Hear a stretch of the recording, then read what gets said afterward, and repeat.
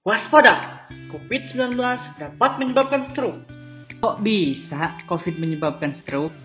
Jadi, menurut penelitian The Emerging Spectrum of COVID-19 Neurology, Clinical, Radiological, and Laboratory Findings yang dilakukan Patterson dan kawan-kawan di salah satu rumah sakit London menunjukkan bahwa COVID-19 dapat menyebabkan stroke. Data ini diperoleh dari kasus-kasus COVID-19 yang sudah dikonfirmasi. Studi retrospektif terhadap 221 pasien COVID-19 pada tahun 2020 didapatkan 5,9% pasien mengalami stroke akut selama dirawat di rumah sakit. Tipe stroke paling umum adalah stroke iskemik, yaitu sebanyak 84,6%, lalu trombosis vena sentral sebanyak 7,7%, dan stroke perdarahan yaitu sebanyak 7,7%. Sebelumnya, kita harus mengenali terlebih dahulu apa itu COVID dan apa itu stroke. Jadi, untuk definisi dari COVID-19 adalah penyakit yang disebabkan oleh virus SARS-CoV-2. COVID-19 dapat menyebabkan gangguan sistem pernapasan, mulai dari gejala yang ringan seperti flu hingga infeksi paru-paru seperti pneumonia.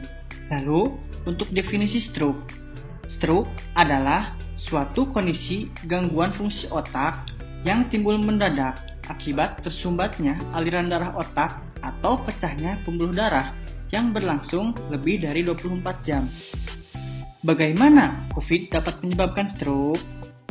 COVID-19 telah terbukti dapat menyebabkan reaksi peradangan yang dapat mengakibatkan pembentukan gumpalan darah kecil pada pembuluh darah. Gumpalan ini dapat berjalan menuju sirkulasi otak dan menyebabkan penyumbatan di pembuluh darah otak. Kondisi ini mungkin berpeluang pada seseorang yang memiliki gejala COVID-19 yang parah. Hal yang perlu diwaspadai, kondisi ini bisa dialami oleh semua kelompok usia dan terjadi secara tiba-tiba.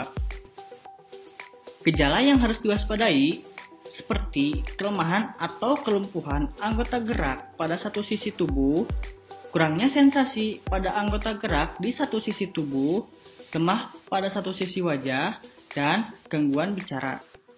Lalu, bagaimana cara terhindar dari COVID-19? Cegah dengan vaksinasi dan 5M.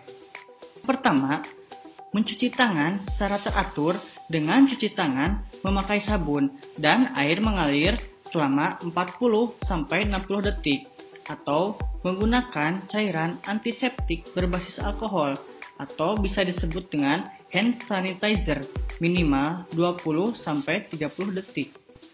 Yang kedua, menggunakan masker yang menutupi hidung dan mulut jika harus keluar rumah atau berinteraksi dengan orang lain.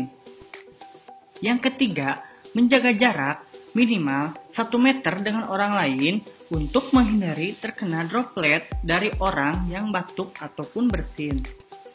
Yang keempat, menghindari kerumunan. Dan yang kelima, mengurangi mobilitas. Kesehatan adalah aset hidup terpenting dari kehidupan. Semua aktivitas hanya bisa dilakukan jika memiliki kondisi badan yang sehat. Memiliki hidup yang sehat tentunya merupakan dambaan untuk semua orang. Namun, tidak hanya dapat didambakan saja.